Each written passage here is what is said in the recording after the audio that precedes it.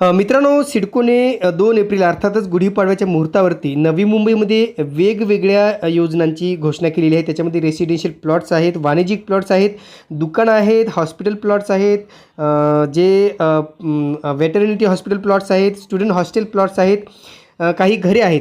तर अशा विविध योजनांची घोषणा सिडकोने केलेली आहे आणि त्याच्यानंतर आपल्याला काही कमेंट्स आलेले होते मित्रांनो, की जे काही प्लॉट्स आहेत, सिडकोचे प्लॉट्स जे काही आलेले आहेत त्या संदर्भात आम्हाला माहिती द्या. म्हणून आज आपण सिडकोच्या प्लॉट संदर्भातील अतिशय महत्त्वाची माहिती पाहणार आहोत. नमस्कार मित्रांनो, कसे आहात सगळे? मजेत ना? स्वागत आहे आपल्या सर्वांचं या यूट्यूब चॅनलवरती, ज्याचं नाव आहे RK प्रॉपर्टी न्यूज.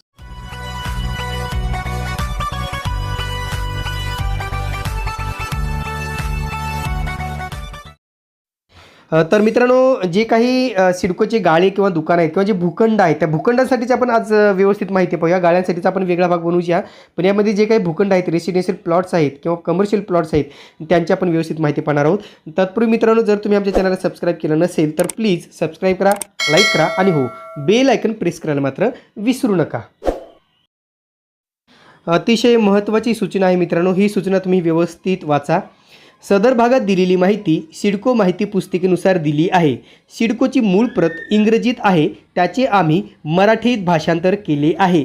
त्यात काही अंशी बदल किंवा चुका असू शकतात. अधिकृत माहितीसाठी कृपया सिडकोच्या मूळ प्रतीचे व्यवस्थित अवलोकन करावे. तर पहा मित्रांनो, आपण सर्वप्रथम समजून घेऊया की नेमकं ही ऑनलाईन माहिती कशी पाहायची, जाहिरात कशी पाहायची, कुठल्या साईटवर व्हिजिट करायचं हे आपण सर्वप्रथम समजून घेऊया. तर या ठिकाणी मला जे काही सिडकोची ऑक्शनची साईट आहे https://eauction.sidcoindia.com यावरती तुम्हाला लॉग इन करायचं आहे. लॉग इन केल्यानंतर तुम्हाला ऑक्शन हा एक ऑप्शन दिसेल, त्याच्यावर तुम्हाला क्लिक करायचं आहे. ऑक्शनला क्लिक केल्याच्यानंतर तुम्हाला एक नवीन पेज ओपन होईल. केल्याच्यानंतर तुम्हाला खाली थोडं स्क्रॉल केल्याच्यानंतर काही स्कीम्सबद्दल माहिती माहिती देण्यात येणार आहे. ज्या काही सूचना आहेत त्या सूचना या ठिकाणी दिलेल्या आहेत. तर आपल्याला लाईव्ह ऑप्शन एक ओपन होईल. नंतर लाईव्ह ऑप्शन आणि ऑल ऑप्शन्स असे 2 ऑप्शन्स आपल्याला ओपन होणार आहेत. तर ऑल ऑप्शनमध्ये आपण पाहूया काय काय दिलेलं आहे. लाईव्ह ऑप्शन आपल्याला लाईव्ह ऑप्शन म्हणजे जे सध्या सुरू आहे, ज्यांचं ऑनलाईन ॲप्लिकेशन सुरू आहे त्याला लाईव्ह ऑप्शनमध्ये गणलं जातं. त्यामध्ये आपण पाहूया नेमकं काय काय डिटेल्स या ठिकाणी आपल्याला दिलेले आहेत.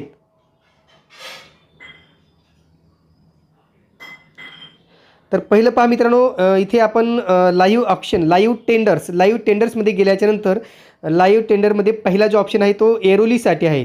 तर हे सगळे एक एरोलीसाठी, नंतरचं आहे एरोली सेक्टर 2E आहे, नंतर परत एरोली सेक्टर 4U आहे. वेगवेगळ्या सेक्टरसाठी वेगवेगळी माहिती या ठिकाणी दिलेली आहे, तुम्ही ती व्यवस्थित पाहून घ्या. पण तुम्हाला या सूचना कशा पाहायच्यात, पात्रता कशी पाहिजे, तर या ठिकाणी जो हे जे दिसतं या ब्ल्यू लाईनमध्ये ह्याच्यावरती क्लिक करायचं आहे. क्लिक केल्याच्यानंतर तुम्हाला एक नवीन पेज ओपन होईल किंवा नवीन विंडो ओपन होईल आणि त्या विंडोमध्येच तुम्हाला सर्व माहिती दिलेली असेल. तुम्हाला नेमकं किती पैसे भरायचे, तुम्हाला वेळ काय आहे, त्याचं टायमिंग काय आहे, ही सगळी माहिती त्याच्यामध्ये दिलेली आहे. तर असं एक वेगळं पेज ओपन होईल. त्या पेजवरती आल्याच्यानंतर तुम्हाला सगळी माहिती या ठिकाणी दिसेल मित्रांनो. सगळं डिटेल तुम्ही पाहू शकता, कुठल्या ठिकाणी आहेत, कसे आहेत, काय काय त्यांचे तारखा आहेत, ह्या सगळ्या तारखा तुम्ही पाहून घ्या. आणि खाली गेल्याच्यानंतर थोडं स्क्रॉल केल्याच्यानंतर आपल्याला स्कीम बुकलेट असं दिसेल. स्कीम बुकलेटमध्ये तुम्हाला ज्या ज्या ठिकाणचं स्कीम बुकलेट पाहिजे असेल ते वेगवेगळ्या विंडोमध्ये दिलेलं आहे. मी या ठिकाणी एक बुकलेट तुम्हाला डाउनलोड करून दाखवतो, जेणेकरून तुम्हाला सगळे जे काही प्रोसेस आहे ती सगळी तुम्हाला समजून घेणं व्यवस्थित जाईल. आता डाउनलोडवरती क्लिक केल्याचं तुम्हाला ते बुकलेट डाउनलोड करून घ्यायचं आहे. प्रत्येक ठिकाणचं वेगवेगळं नियम आणि अटी सारख्याच आहेत मित्रांनो, ज्याची आपण माहिती पाहणार आहोत. त्याला मी ओपन करतो. ओपन केल्याच्यानंतर आपल्याला जे काही लीज ऑफ 153 रेसिडेन्शियल प्लॉट 153 जे प्लॉट्स आहेत त्या सगळ्यांची माहिती आपल्याला या ह्याच्यामध्ये मिळणार आहे. पहिले सांगतो मित्रांनो, सगळी माहिती सिडकोच्या पार्ट ए पार्ट बीतील सगळी माहिती ही इंग्रजी भाषेत दिलेली आहे, ज्याला आम्ही मराठीमध्ये ट्रान्सलेट केलेलं आहे. कदाचित ट्रान्सलेट करताना काही शब्दांचा अर्थ वेगवेगळा निघू शकतो. त्यासाठी तुम्ही ही सगळी माहिती पुस्तिका व्यवस्थितरित्या वाचून घ्या आणि त्याच्यानंतरच तुम्ही सदर पुढची प्रोसेस पूर्ण करा. या सगळी माहिती मॅपसहित जे काही तुमची किंमत आहे, कोणत्या ठिकाणी किती किंमत आहे, यासाठी आपण नंतर वेगळा भाग बनवणार आहोत. तर सगळी माहिती वाचून घ्या. आता आपण पाहूया मित्रांनो, नेमकं यासाठी आवश्यक अटी, शर्ती आणि पात्रता काय आहेत ते. तर पहा मित्रांनो, या ठिकाणी जे काही सिडकोकडून बुकलेट प्रसिद्ध केलेलं आहे, माहिती पुस्तिका जी प्रसिद्ध केलेली आहे साईटवरती, त्याच्यानुसार आपण सगळी माहिती पाहत आहोत. संपूर्ण माहिती पुस्तिका ही इंग्रजीमध्ये आहे, पण आम्ही ती संपूर्ण जे काही इंग्रजीत माहिती दिली ती सगळी मराठीमध्ये आम्ही तुम्हाला सांगणार आहोत. तर या ठिकाणी पहा, 153चा भाडेपट्टा येथे भूखंडांचा निवासी वापर येरोली, घणसोली, नेरूळ, खारघर, पनवेल आणि Kalamboli nodes in Navi Mumbai E निविदा कम लिलावाद्वारे, म्हणजे ही सगळी प्लॉट्स निविदेद्वारे किंवा ई लिलावाद्वारे विक्री केले जाणार आहेत. अर्थातच बोलीवरती ते विक्री केले जाणार आहेत. तर या ठिकाणी आपण पहिला मुद्दा पाहूया मित्रांनो. सिडकोला त्यांचे दस्तऐवज शुल्क आणि EMD पेमेंट यशस्वीरित्या प्राप्त झाल्यानंतरच बोलीदारांना जवळच्या बोलीमध्ये आणि ई लिलावात भाग घेण्याची परवानगी दिली जाते. कोणत्याही कारणास्तव सिडकोने पुस्तिकेत नमूद केलेल्या वेळेत दस्तऐवज शुल्क आणि EMD पेमेंट न मिळाल्यास सिडको जबाबदार राहणार नाही. तुम्हाला या ठिकाणी जे काही दस्तऐवज शुल्क आहे, डॉक्युमेंटेशन चार्जेस आणि जे काही EMD पेमेंट आहे, अर्नेस्ट मनी डिपॉझिट, हे तुम्हाला वेळेत सादर करायचे आहेत आणि ते भरलं तरच तुम्हाला पुढील प्रोसेसमध्ये भाग घेता येणार आहे. त्यानंतर दुसरा महत्त्वाचा मुद्दा आहे मित्रांनो, कृपया लक्षात घ्या की ज्या बोलीदारांना क्लोज बीड किंवा दोन्ही म्हणजे क्लोज बीड आणि ई ऑक्शनमध्ये भाग घ्यायचा आहे, अशा बोलीदारांची EMD सिडकोला क्लोज बीड सबमिट करण्याच्या शेवटच्या वेळेला किंवा त्यापूर्वी यशस्वीरित्या प्राप्त झाली पाहिजे. म्हणजे तुम्ही क्लोज बीड आणि ई ऑक्शन दोन्हीमध्ये जर भाग घ्यायचा असेल तर तुम्हाला जी काही सिडकोची EMD आहे, जी क्लोज बीडसाठी सबमिट करायची आहे, ती त्या जी काही डेडलाईन दिलेली आहे त्या डेडलाईनपूर्वी, मुदतीपूर्वीच तुम्हाला त्या सिडकोकडे भरणं बंधनकारक असणार आहे. तिसरा मुद्दा पहा मित्रांनो, ज्या बोलीदारांना फक्त ई लिलावात भाग घ्यायचा आहे त्यांनी वरील शेड्यूलमध्ये नमूद केलेल्या समाप्तीच्या वेळेआधी किंवा त्यापूर्वी EMD जमा करावा लागेल. म्हणजे तुम्हाला ई लिलावात भाग घ्यायचा असेल तर मागे जे काही सांगितलेलं आहे, शेड्यूल जे सांगितलेलं आहे, आपण त्याचं वेळापत्रक पाहिलेलं आहे, त्या वेळापत्रकाप्रमाणे तुम्हाला तुमची EMD त्या वेळेत जमा करावी लागणार आहे. चौथं पहा मित्रांनो, ज्या बोलीदारांचे EMD पेमेंट सिडकोला क्लोज बीड सादर करण्याच्या शेवटच्या वेळेनंतर प्राप्त झाले त्यांना क्लोज बीड सबमिट करण्याची परवानगी दिली जाणार नाही. तथापि अशा बोलीदार EMD रकमेच्या वसुलीच्या अधीन ई लिलावात भाग घेऊ शकतात. आता ज्या बोलीदारांनी EMDचं पेमेंट वेळेच्या नंतर जर केलं असेल, तर समजा त्या वेळेत जर केलं नसेल, वेळेनंतर केलं असेल तर ना त्या क्लोज बीड सबमिट करण्याची परवानगी त्यांना दिली जाणार नाही आहे. पण ते बोलीदार EMD रकमेच्या वसुलीच्या अधीन ई लिलावात भाग घेऊ शकतात जर तुम्ही EMD पेमेंट वेळेत केलं असेल तरच. आता पाचवा मुद्दा अतिशय महत्त्वाचा आहे मित्रांनो, व्यवस्थित समजून घ्या. असा सल्ला दिला जातो की बोलीदारांनी EMD सबमिशन कट ऑफच्या 1 दिवस अगोदर EMD पेमेंट करावे. अर्थातच तुमचं जे काही लास्ट डेट असेल सबमिशनची कट ऑफची, त्याच्या अगोदरच तुम्हाला 1 दिवस अगोदर पेमेंट करायचं आहे. हे सूचित केले जाते कारण प्राप्त झाल्यावर म्हणजे रक्कम प्राप्त झाल्यावर EMD पेमेंटसाठी प्राप्त केलेली प्रत्येक रक्कम प्रमाणित केली जाते, व्हेरीफाय केली जाते, ई लिलाव पोर्टलमध्ये अद्यतनित केली जाते. अर्थातच ई लिलाव पोर्टलमध्ये, ऑनलाईन सिडकोच्या पोर्टलमध्ये ती अपडेट केली जाते. EMD रक्कम प्रमाणित केल्याशिवाय आणि सिस्टम अपडेट केल्याशिवाय बोलीदार बंद बोली ई लिलावात भाग घेऊ शकत नाही. लक्षात घ्या मित्रांनो, जोपर्यंत तुमचं पेमेंट हे सिडकोच्या सिस्टममध्ये अपडेट होणार नाही तोपर्यंत तुम्हाला त्याच्यात भाग घेता येणार नाही. म्हणून पेमेंट हे कृपया वेळेवर करा. लिलावाच्या दिवशी बोलीदार पेमेंट करत असेल तर, लक्षात घ्या, ज्या दिवशी लिलाव आहे आणि त्या दिवशी तुम्ही पेमेंट करत असाल तर काय होईल, अशा परिस्थितीत बोलीदार EMD बीड सादर करू शकत नसेल तर EMD कोणत्याही कारणास्तव बँक, ई प्रोक्युअरमेंट सेवा प्रदाता, पेमेंट गेटवे सेवा प्रदाता, लाभार्थी यांच्याकडे प्रमाणीकरणासाठी उपलब्ध नसेल. जर तुम्ही ज्या दिवशी म्हणजे लिलाव आहे त्या दिवशी जर तुम्ही पेमेंट करत असाल आणि तुमचं जर ते पेमेंट अपडेट झालं नसेल तर त्यासाठी मग बाकीचे जे काही प्रमाणीकरण आहेत किंवा जे डॉक्युमेंटेशन असतात, जे काही व्हेरिफिकेशन असतं, त्यासाठी तुमची रक्कम ही तिथे उपलब्ध असणार नाही, तुमचा डेटा उपलब्ध नसणार आहे. म्हणून तिथे पेमेंट करताना व्यवस्थित करा. मग लाभार्थी, त्यांचा बँकर किंवा ई प्रोक्युअरमेंट सेवा प्रदाता किंवा पेमेंट गेटवे सेवा प्रदाता किंवा त्यांचे संबंधित कर्मचारी कोणत्याही प्रकारे जबाबदार धरले जाणार नाहीत. मग जर तुमचं पेमेंट अपडेट नाही झालं, तुम्ही पेमेंट मित्रांनो या ठिकाणी पेमेंटची रक्कम ही खूप आहे, ही खूप जास्त आहे. इथे थोडी जरी चूक झाली तरी तुमचं खूप मोठं आर्थिक नुकसान होऊ शकतं. यासाठी हा नियम दिलेला आहे. म्हणून पेमेंट तुम्ही दिलेल्या ठराविक वेळेमध्येच करा, मुदतीपूर्वीच करा. आणि ते अपडेट झाले किंवा नाही हे तुम्ही पाहू शकता आणि अपडेट झाल्यानंतरच तुम्हाला सदर प्रोसेसमध्ये भाग घेता येणार नाही. जर तुमचं पेमेंट उशिरा मिळालं, ते अपडेट नाही झालं तर मात्र त्याला कुठलाही कर्मचारी हा जबाबदार राहणार नाही असं स्पष्टपणे सांगण्यात आलेलं आहे. आता यानंतरचा महत्त्वाचा मुद्दा आहे मित्रांनो, या लिलावात सहभागी होण्यासाठी आवश्यक पात्रता काय आहे. अर्थातच तुमच्याकडे कोणती पात्रता असणं आवश्यक आहे, काय नियम आहेत, काय अटी आहेत, तुमच्याकडे ते असणं आवश्यक आहे हे व्यवस्थित समजून घ्या. तर ऑफर देण्यास पात्र कोण आहेत, तर या ठिकाणी ए, भारतीय कंपनी कायदा 1956 अंतर्गत समाविष्ट केलेली कंपनी, जे काही कंपनी ॲक्ट आहे, इंडियन कंपनी ॲक्ट आहे 1956चा, त्याच्यानुसार जर तुमची कंपनी रजिस्टर्ड असेल तरच तुम्हाला या लिलावामध्ये भाग घेता येणार आहे. 2 बी, भारतीय करार कायदा 1872 अंतर्गत करार करण्यास सक्षम असलेली कोणतीही व्यक्ती, म्हणजे तुम्ही जर भारतीय करार कायद्यानुसार तुम्ही जर इलिजिबल असाल तर मात्र तुम्ही या ठिकाणी अर्ज करू शकता, जरी तुमची संस्था नसेल तरीही. 3 भारतीय कंपनी कायदा 1956 आणि 2013 अंतर्गत कंपनी समाविष्ट केली, म्हणजे आता जी काही कंपनी आहे तुमची भारतीय कंपनी कायद्यानुसार 1956 असो किंवा 2013 असो, या अंतर्गत तुमची कंपनी ती रजिस्टर असणं आवश्यक आहे.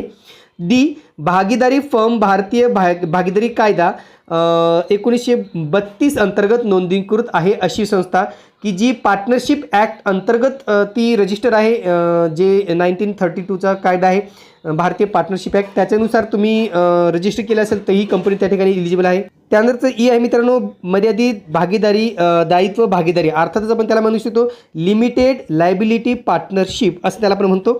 तर त्या अंतर्गत तुमची भागीदारी असणं आवश्यक आहे एखाद्या संस्थेमध्ये, तेही व्यक्ती या ठिकाणी अर्ज करू शकते किंवा फर्म अर्ज करू शकते.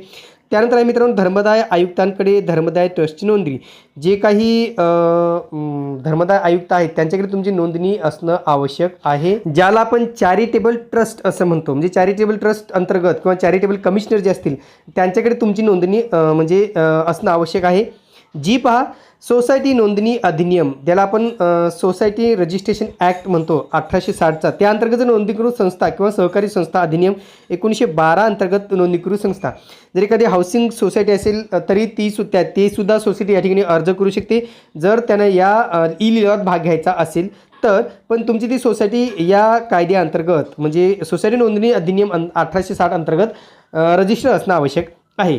नंतरचं एच बघा, प्रस्तावित कंपनी सार्वजनिक न्यास कोऑपरेटिव्हकडून प्राप्त झालेल्या बोली, नोंदणीकृत नसलेली सोसायटी, भागीदारी फर्म, LLP वैयक्तिक अर्जदार म्हणून मानले जाईल. समजा जर तुमची संस्था नोंदणीकृत नसेल, तुमची कंपनी नोंदणीकृत नसेल आणि तुम्ही जर यासाठी बीड भरलं असेल तर तुमचा तो अर्ज इंडिव्हिज्युअल अर्थातच वैयक्तिक अर्जदार म्हणून मानला जाणार आहे, त्याला कंपनी म्हणून ग्राह्य धरलं जाणार नाही किंवा कोऑपरेटिव्ह हाऊसिंग सोसायटी म्हणून त्याला ग्राह्य धरलं जाणार नाही, त्याला इंडिव्हिज्युअल अर्जदार म्हणूनच ग्राह्य धरलं जाणार आहे. आता यानंतरचा अतिशय महत्त्वाचा मुद्दा मित्रांनो, नेमकं या लिलावासाठी ऑनलाईन अर्ज कसा करावा किंवा कसा करायचा. तर ही सगळी माहिती सिडकोच्या माहिती पुस्तिकेत दिली आहे, जे मी तुम्हाला सुरुवातीला दाखवलेलं आहे. तर त्याच्यामध्ये पण पहा मित्रांनो, ई निविदासह ई लिलावासाठी अर्ज कसा करावा, त्याच्यात काही स्टेप्स आहेत, काही पायऱ्या आहेत. त्या पायऱ्याप्रमाणे आपण पाहूया. स्टेप 1, पायरी 1, मुख्य पृष्ठ मेनूवर क्लिक करून नोंदणी करा. नोंदणी म्हणजे तुम्हाला जर मेन पेजला जाऊन तुम्हाला नोंदणी करा बोलीदार नोंदणी असं एक ऑप्शन असतं आहे, तर क्लिक करून नोंदणी करा, क्लिक ऑन रजिस्ट्रेशन असं त्याच्यावर तुम्हाला क्लिक करायचं आहे. त्याच्यामध्ये तुमचं पूर्ण नाव राजधानीत अर्थातच कॅपिटलमध्ये तुम्हाला ते करायचं आहे. इथे राजधानीत म्हणजे ते डायरेक्ट ट्रान्सलेट असल्यामुळं तुम्हाला ते संपूर्ण नाव कॅपिटलमध्ये लिहायचं आहे. पिनकोड असलेला पत्ता तुम्हाला त्या ठिकाणी व्यवस्थितरित्या भरायचा आहे. पहा मित्रांनो, मोबाईल क्रमांक, तुमचा मोबाईल क्रमांक व्यवस्थित टाका. पॅन कार्ड तुमचं आवश्यक आहे, पॅन कार्ड क्रमांक तुम्हाला त्या ठिकाणी व्यवस्थित टाकायचा आहे. आधार कार्ड क्रमांक तुम्हाला टाकायचा आहे. ईमेल ID तुम्हाला त्या ठिकाणी मेन्शन करायचं आहे. आणि बँकेचं खातं क्रमांक, जे काही तुमचा सेव्हिंग अकाउंट डिटेल असतील किंवा जे काही तुमचे बँकेचे डिटेल असतील ते IFSC क्रमांकासह तुम्हाला त्या ठिकाणी नमूद करायचे आहेत. त्यानंतर मित्रांनो स्टेप 2 पायरी 2 ह्याच्यामध्ये काय करायचं आपल्याला, वापरकर्त्याच्या क्रेडेन्शियलसह लॉग इन करा. म्हणजे जे काय तुम्हाला माहिती मागवलेली आहे, माहिती सांगितलेली आहे, ती सगळी माहिती भरायची तुम्हाला. आणि सुरक्षित लॉग इनसाठी नोंदणीकृत ईमेल ID तुम्हाला द्यायचा आहे. तुमचा व्यवस्थित व्हॅलिड तुमचा ईमेल ID द्यायचा आहे आणि मोबाईल क्रमांकावर पाठवलेला OTP सत्यापित करायचा आहे. अर्थात तुम्हाला तो OTP तुम्हाला त्या ठिकाणी व्हेरीफाय करायचा आहे. म्हणजे तुमचं email ID, log in ID आणि तुमचा OTP हे सगळं त्या ठिकाणी टाकायचं आहे, मेन्शन करायचं आहे. स्टेप 3 पहा, डॅशबोर्डवरून थेट ई निविदा उघडा. डॅशबोर्डवर जे काही ई निविदा ऑप्शन आहे त्याच्यावरती तुम्हाला क्लिक करायचं आहे. ओपन ई निविदा किंवा त्याच्यावरती तुम्हाला क्लिक करायचं आहे. पायरी 4 स्टेप 4, ई लिलावात प्रक्रिया शुल्क भरा. म्हणजे तुम्हाला त्या लिलावात आतमध्ये एंटर केल्यानंतर तुम्हाला प्रक्रिया शुल्क प्रोसेसिंग चार्जेस भरायचे आहेत.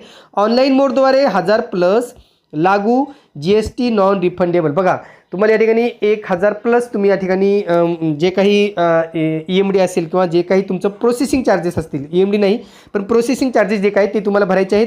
आणि तिथे GST जो आहे तो तुमचा ही सगळी अमाऊंट तुमची नॉन रिफंडेबल असणार आहे. जी काही 1000+ तुमचा GST ही तुम्हाला परत मिळणार नाही. ती अर्जाची शुल्क आहे, तो अर्जांचं नोंदणी शुल्क आहे.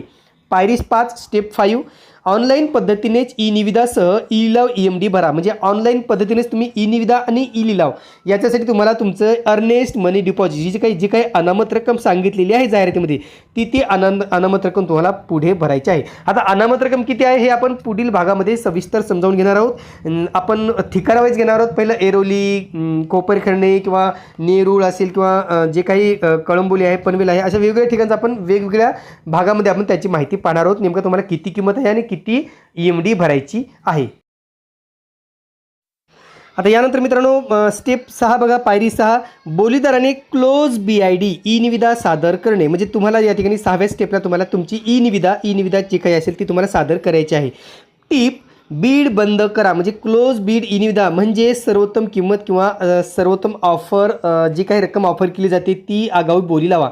म्हणजे या ठिकाणी तुम्हाला बीड बंद करा, क्लोज बीड, याचाच अर्थ की तुम्ही सगळ्यात जास्त किंमत जी काही तुम्हाला लावायची आहे ती तुम्ही लावणार आहात. म्हणजे ऑफरची हायेस्ट किंमत जी काही बोली असेल तुमची ती तुम्ही या ठिकाणी आगाऊ बोली लावायची आहे. अशा प्रकारे की इतर सहभागींनी किती बोली लावली हे कोणत्याही बोलीदाराला कळणार नाही. म्हणजे तुमची जी काही बोली लावाल ती इतरांना कळणार नाही, अशा प्रकारे ते आपण लावणार आहोत. बोलीदार विहित वेळेत ई लिलावात सहभागी होईल. तुम्हाला ह्या लिलावात सहभागी होण्यासाठी विहित वेळेमध्येच तुम्हाला सहभागी व्हायचं आहे. वेळेचं बंधन पाळणं अतिशय आवश्यक आहे. जर बोलीदार ई लिलावात भाग घेऊ इच्छित नसेल तर जवळची बोली अंतिम ऑफर मानली जाईल. जर समजा तुम्ही रजिस्ट्रेशन केलेलं आहे, तुम्ही 1000 रुपीज भरलेले आहेत, पण तुम्हाला बोलीदारामध्ये त्या ई लिलावात सहभागी व्हायचं नसेल ऐन वेळेला, तर मात्र जी काय त्याच्या जवळची नियरबाय जी काय ऑफर असेल, बोली असेल, तीच अंतिम मानली जाणार आहे, तीच फायनल मानली जाणार आहे. 7 नंबर बघा मित्रांनो, ई लिलावात ऑनलाईन लिलावात आयोजित करणे. आता ऑनलाईन लिलावात तुम्हाला काय करायचं आहे तर वेळापत्रकानुसार वेबसाईटवर लॉग इन करून बोलीदार ई लिलावात सहभागी होतील. जे काही टायमिंग दिलेलं आहे त्यानुसारच तुम्हाला त्या ई लिलावात सहभागी व्हायचं आहे. कृपया लक्षात घ्या की बंद होण्याच्या वेळेनंतर कोणतीही मुदतवाढ दिली जाणार नाही. बोली बंद होण्याच्या नंतर तुम्हाला कुठलीच मुदतवाढ ही मिळणार नाही आहे, लक्षात घ्या.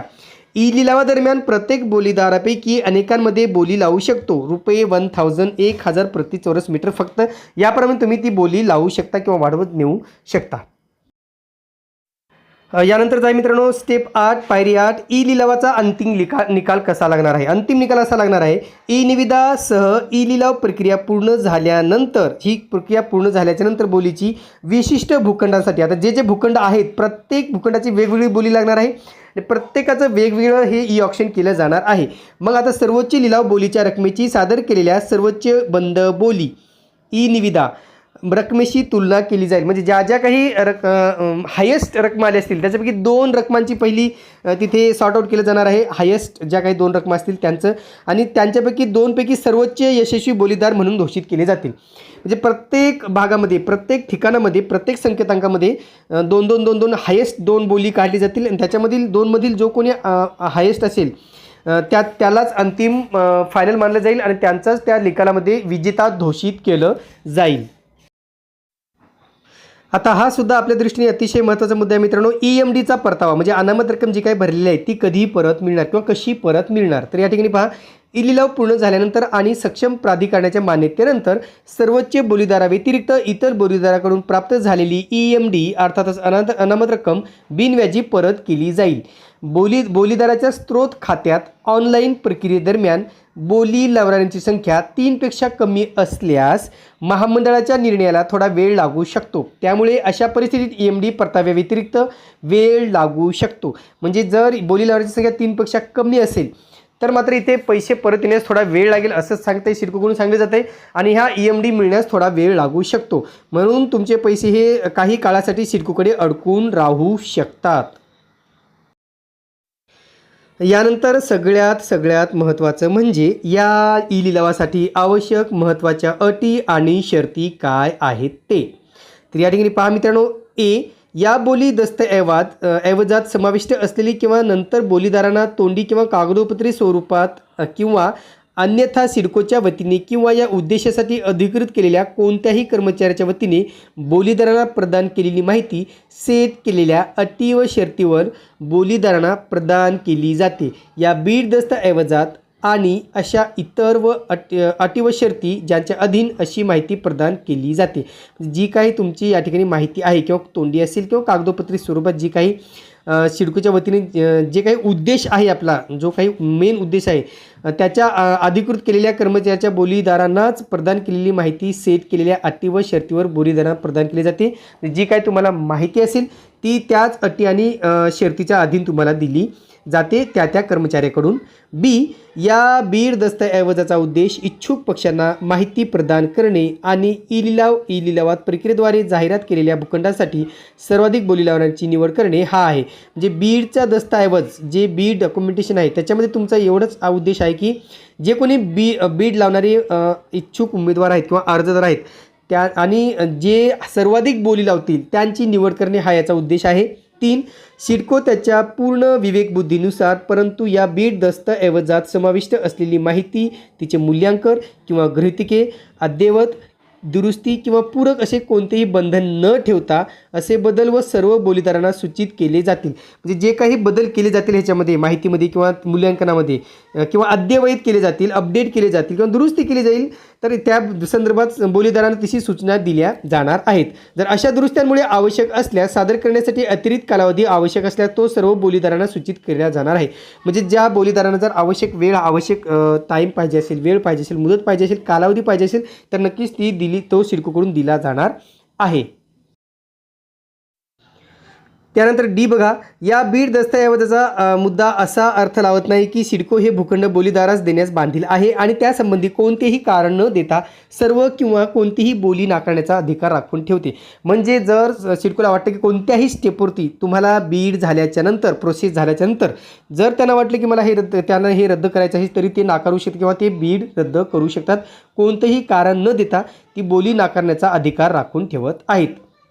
सिडकोने वेळेनुसार बोली प्रक्रियेस उत्तरदायित्वाशिवाय पुढे न जाण्याचे किंवा त्यासंबंधी कोणतेही कारण न देता कोणताही किंवा सर्व भूखंड बीड नाकारण्याचा किंवा रद्द करण्याचा अधिकार राखून ठेवत आहे. कोणत्याही स्टेपवरती सिडकोला असं वाटलं की ही पूर्ण लॉटरीज कॅन्सल करायची किंवा ही संपूर्ण प्रक्रिया कॅन्सल करायची किंवा सर्व भूखंड हे नाकारायचे आहेत तरी ते कुठल्याही स्टेजला ते नाकारू शकतात असा अधिकार सिडकोने स्वतःकडे राखून ठेवलेला आहे. संपूर्ण ई निविदासह ई लिलाव बोली प्रक्रिया ऑनलाईन आहे. सगळी प्रक्रिया ऑनलाईन आहे मित्रांनो.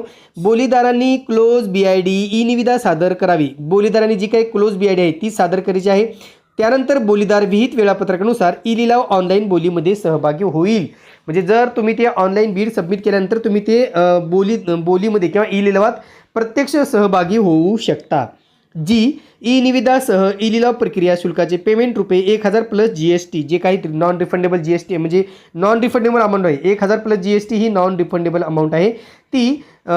आणि अर्नेस्ट मनी डिपॉझिट जे काही अर्जासोबत भरायची अनामत रक्कम आहे प्रत्येक बोलीसाठी स्वतंत्रपणे ऑनलाईन भरावे लागतील. म्हणजे भरले जातील. म्हणजे तुम्हाला प्रत्येक बीडसाठी, प्रत्येक बोलीसाठी वेगवेगळं प्रोसेसिंग चार्जेस म्हणजे ॲप्लिकेशन चार्जेस आणि EMD वेगवेगळी भरावी लागणार आहे. हेही या ठिकाणी महत्त्वाचा मुद्दा लक्षात घ्या.